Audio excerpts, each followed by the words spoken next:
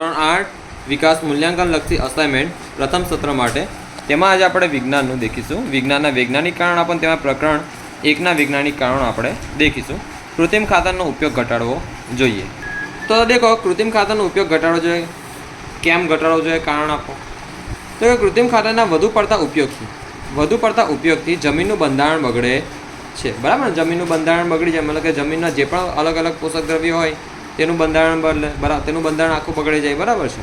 કૃત્રિમ ખાતરના વધુ પ્રમાણમાંથી કેટલીક વાર પાક બળી જાય છે અથવા પાક ઓછો ઉતરે છે. તમને એવું લાગે કે પોષક તત્વ પૂરા પડશે, પણ ઘણી વખતે આ નુકસાનકારક નીવડે છે.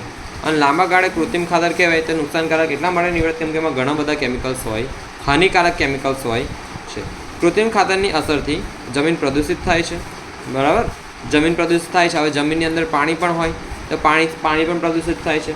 જમીનમાં રહેલા ઉપયોગી સૂક્ષ્મજીવો નાશ પામે છે. કયા કયા સૂક્ષ્મજીવો હોય છે જમીનની અંદર? અળસિયા, પછી યાદ કરો ફટાફટ. ચાલો, અળસિયા જેવા ઘણા બધા સૂક્ષ્મજીવો હોય છે, બરાબર, જે જમીનને મદદરૂપ થાય છે. ચાલો, પરિણામે જમીનમાં સેન્દ્રિય પદાર્થોનું પ્રમાણ ઘટવાથી જમીનની ફળદ્રુપતા ઘટે છે. તેથી કૃત્રિમ ખાતરનો ઉપયોગ ઘટાડવો જોઈએ. મતલબ કે સેન્દ્રિય પદાર્થોનું અથવા પોષક દ્રવ્યનું પ્રમાણ ઘટવાથી જમીનની ફળદ્રુપતા ઘટે છે, જેથી આગળ જઈને વધારે પાક થાય ના. તમે ભલે ગમે તેટલું બિયારણ નાખો પણ વધારે પાક થાય ના, કેમ કે અંદર પોષક દ્રવ્ય હોવો જોઈએ ને, એને ખાવાનું તો મળવું જોઈએ ને પાકને. જો એ ખાવાનું જ ના મળે તો પાક વધારે થાય નહીં, તે જાડો પાડો તાજો માજો થાય નહીં, મતલબ કે પાક બરાબર થાય નહીં. તેથી કૃત્રિમ ખાતરનો ઉપયોગ ઘટાડવો જોઈએ. અળસિયા ખેડૂતના મિત્રો કહેવાય છે. વૈજ્ઞાનિક કારણ આપો.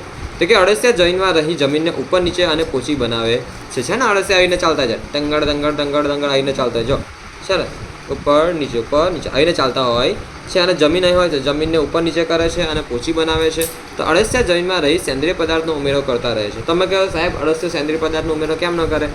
તો કે માટી ખાય, માટીમાં જે પણ પોષક દ્રવ્ય તે જ ખાય અને તેને ટોયલેટ મળ મારફતે બહાર કાઢે છે. અને તેથી જે ટોયલેટ હોય એમના જે મળ હોય તેનાથી જમીન ફળદ્રુપ સેન્દ્રિય પદાર્થનો ઉમેરો થાય છે. જમીનમાં તેના ટોયલેટ મળ અથવા મૂત્રથી જમીન સેન્દ્રિય થાય છે. તો દેખો, તેઓ કેટલાક નકામા પદાર્થોમાંથી વર્મી કમ્પોસ્ટ ખાતર બનાવે છે. કોણ બનાવે છે? અળસિયા. નકામા પદાર્થમાંથી કયું ખાતર બનાવે છે? વર્મી કમ્પોસ્ટ ખાતર બનાવે છે. ચાલો, આમ અળસિયા જમીન ઉપર નીચે અને પોચી કરવાનું તથા જમીનમાં સેન્દ્રિય પદાર્થો ઉમેરવાનું કાર્ય કરી ખેડૂતને મદદરૂપ બને છે.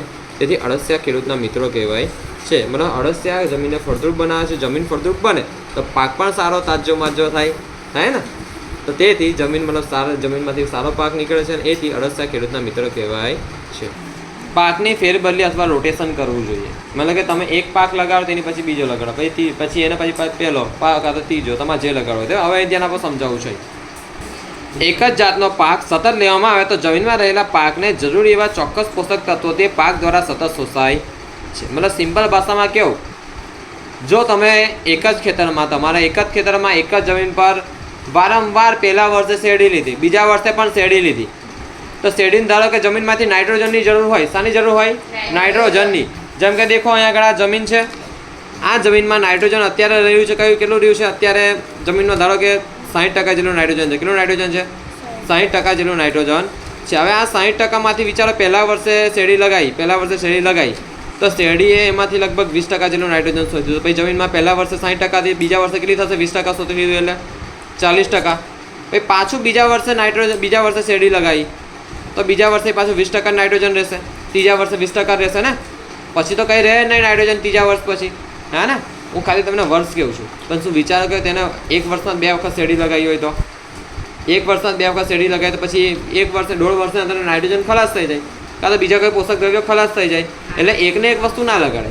બરાબર ને? એવું જ કહે છે કે એક જ જાતનો પાક સતત લેવામાં આવે તો જમીનમાં રહેલા પાકને જરૂરી એવા પોષક તત્વો તે પાક દ્વારા સતત શોષાય છે. તેથી જમીનમાં તે ચોક્કસ પોષક તત્વોની ઉણપ પેદા થાય છે. મેં જેમ કે નાઇટ્રોજન કીધું, ઉણપ મતલબ ઓછાપું પેદા થાય છે. ચાલો, અને પાક ઓછો ઉતરે છે. અનાજ અને કઠોળનો પાક વારાફરતી લેવાથી, એટલે કે પાકની ફેરબદલી કરવાથી જમીનનો કસ જળવાઈ રહે છે. જમીન શું જળવાય છે? કસ. મતલબ જમીનના જે પણ પોષક દ્રવ્યો હોય તો બરાબર રીતે જળવાઈ રહે છે. કઠોળનો પાક વાવવાથી તેના મૂળમાં આશ્રય રહેલા રાઇઝોબિયમ બેક્ટેરિયા, કયા છે? રાઇઝોબિયમ નામના બેક્ટેરિયા જીવાણુ નાઇટ્રોજનનું સ્થાપન કરશે. કોનું કરશે? નાઇટ્રોજનનું સ્થાપન કરશે. કયા બેક્ટેરિયા? રાઇઝોબિયમમાં હાજર રહેલા કઠોળમાં હાજર રહેલા, તેના મૂળિયામાં હાજર રહેલા, તેની મૂળ કંડિકામાં હાજર રહેલા રાઇઝોબિયમ બેક્ટેરિયા. જેમ કે વિચારો કે આ કઠોળ છે, મગ્ન છે, ત્યાં એના મૂળિયા છે, આ જમીન છે, આ દેખાય ને, આ જે આ ગાંઠો બને છે, તો અહીંયા આગળ રાઇઝોબિયમ બેક્ટેરિયા હોય. અને રાઇઝોબિયમ બેક્ટેરિયા જમીનમાં શાનું સ્થાપન કરે? નાઇટ્રોજનનું. શાનું સ્થાપન કરે? નાઇટ્રોજન.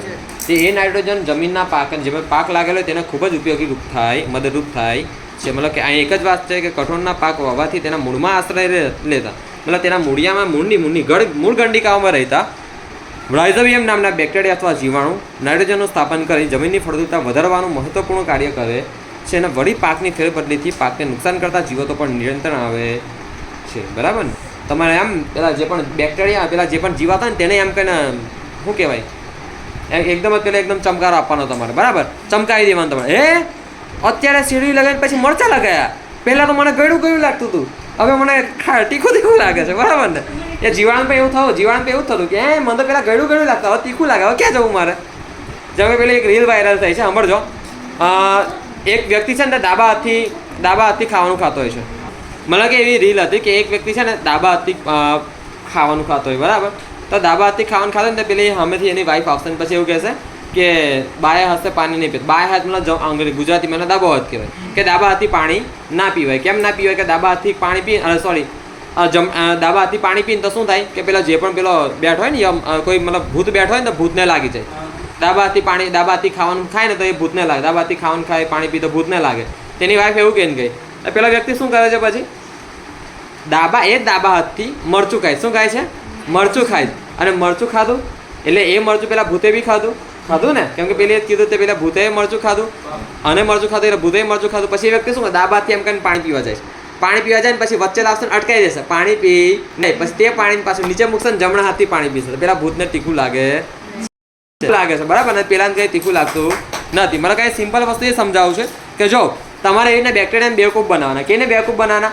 પહેલા તમે 6-7 મહિના તમે શેરડીનો પાક, એક વર્ષ શેરડીનો પાક લીધો હોય તો બીજા વર્ષે શું કરવાનું? તમારે બીજા કોઈ પાક લઈ જવાનો, કોઈ કડવો પાક લેવાનો, મતલબ કોઈ મરચાં. ખાલી સમજાવું છું તમને. બરાબર ને? મતલબ પાક બદલી કરી નાખવાની. આ વાવો, તે વાવો, તુવેર વાળો, મરચાં વાવો. પહેલા વર્ષો તો મને બેક્ટેરિયા, પહેલા વર્ષો મને ગળ્યું લાગતું, હવે તીખું કેમ લાગે છે? હવે તુરું કેમ લાગે છે?